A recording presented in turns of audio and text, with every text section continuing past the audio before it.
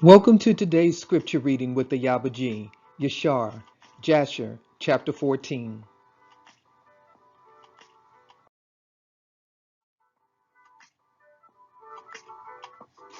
In those days there was in the land of Shinar a wise man who had understanding in all wisdom and of a beautiful appearance, but he was poor and indigent.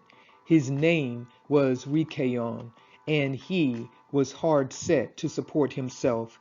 And he resolved to go to Mitzrayim, to Aswiris, the son of Anamim, king of Mitzrayim, to show the king his wisdom, for perhaps he might find grace in his sight, to raise him up and give him maintenance. And Rikayon did so.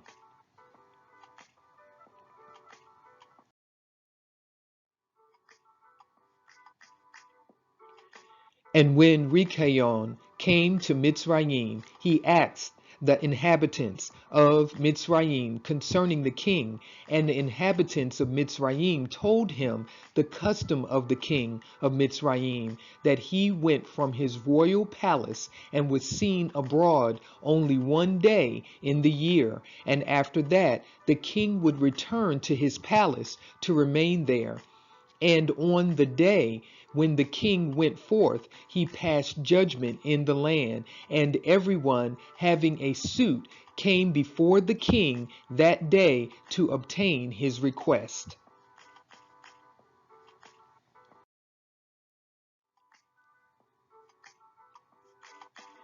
And when Rikayon heard of the custom in Mitzrayim, and that he could not come into the presence of the king, he grieved greatly and was very sorrowful.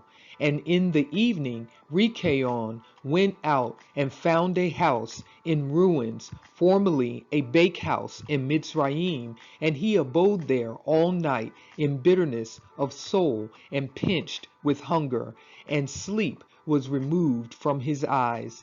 And Rikayon considered within himself what he should do in the town until the king made his appearance, and how he might maintain himself there.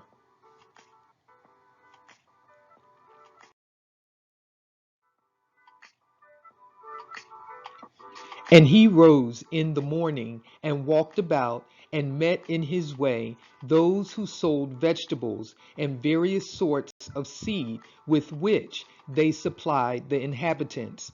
And Rikayon wished to do the same in order to get a maintenance in the city.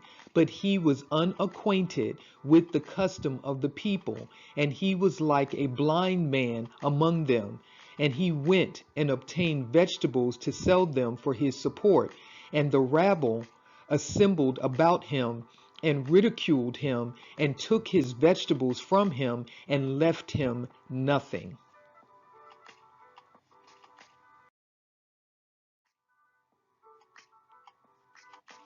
And he rose up from there in bitterness of soul, and went sighing to the bakehouse in which he had remained all the night before, and he slept there the second night. And on the night again he reasoned within himself how he could save himself from starvation, and he devised a scheme how to act. And he rose up in the morning and acted ingeniously, and went and hired 30 strong men of the rabble, carrying their instruments in their hands, and he led them to the top of the Mitzri sepulchre, and he placed them there.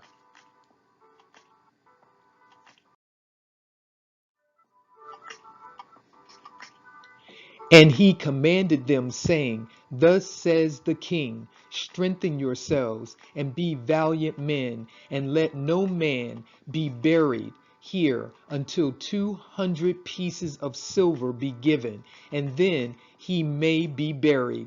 And those men did according to the order of Rikayon to the people of Mitzrayim the whole of that year. And in 8 months' time, Rikayon and his men gathered great riches of silver and gold, and Rikayon took a great quantity of horses and other animals, and he hired more men, and he gave them horses, and they remained with him.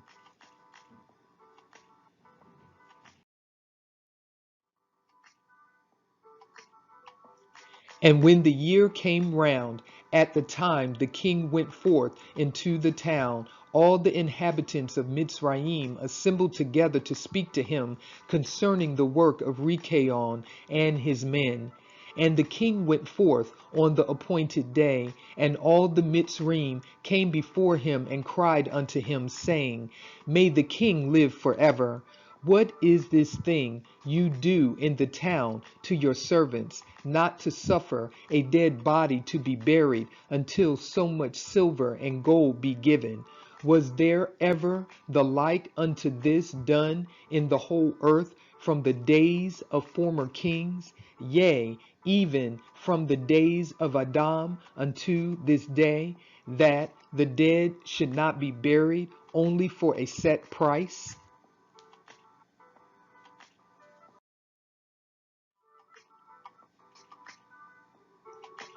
We know it to be the custom of kings to take a yearly tax from the living, but you do not only do this, but from the dead also you exact a tax day by day. Now, O king, we can no more bear this, for the whole city is ruined on this account. And do you not know it? And when the king heard all that they had spoken, he was very wroth, and his anger burned within him at this affair, for he had known nothing of it. And the king said, Who and where is he that dares to do this wicked thing in my land without my command? Surely you will tell me.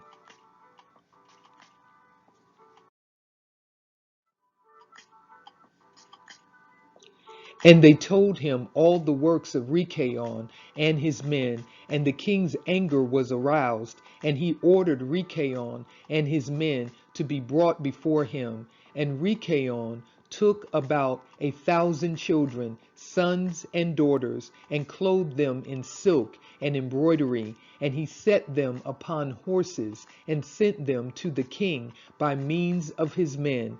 And he also took a great quantity of silver and gold and precious stones, and a strong and beautiful horse, as a present for the king, with which he came before the king and bowed down to the earth before him. And the king, his servants, and all the inhabitants of Mitzrayim wondered at the work of Rikayon, and they saw his riches and the present that he had brought to the king.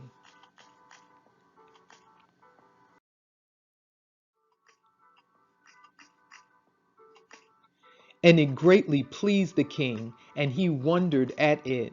And when Rikayon sat before him, the king asked him concerning all his works. And Rikayon spoke all his words wisely before the king, his servants, and all the inhabitants of Mitzrayim. And when the king heard the words of Rikayon and his wisdom, Rikayon found grace in his sight, and he met with grace and kindness from all the servants of the king and from all the inhabitants of Mitzrayim on account of his wisdom and excellent speeches, and from that time they loved him exceedingly.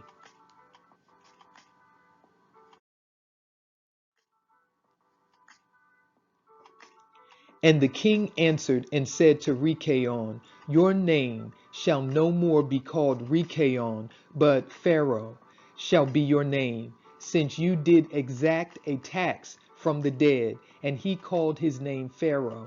And the king and his subjects loved Rikayon for his wisdom, and they consulted with all the inhabitants of Mitzrayim to make him prefect under the king. And all the inhabitants of Mitzrayim and its wise men did so, and it was made a law in Mitzrayim. And they made Rikaon, Pharaoh, prefect under Osiris, king of Mitzrayim.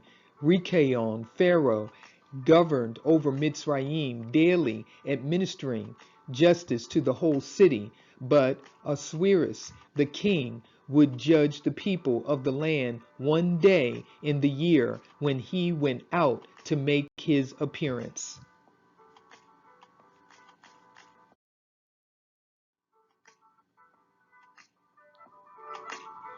And Rikaon, Pharaoh, cunningly usurped the government of Mitzrayim, and he exacted a tax from all the inhabitants of Mitzrayim. And all the inhabitants of Mitzrayim greatly loved Rikaon, Pharaoh, and they made a decree to call every king that should reign over them and their seed in Mitzrayim, Pharaoh. Therefore, all the kings that reigned in Mitzrayim from that time forward were called Pharaoh unto this day. Thank you for watching today's scripture reading with Ayaba G. Yashar-Jasher Chapter 14. And with that, I will leave you with Shalom.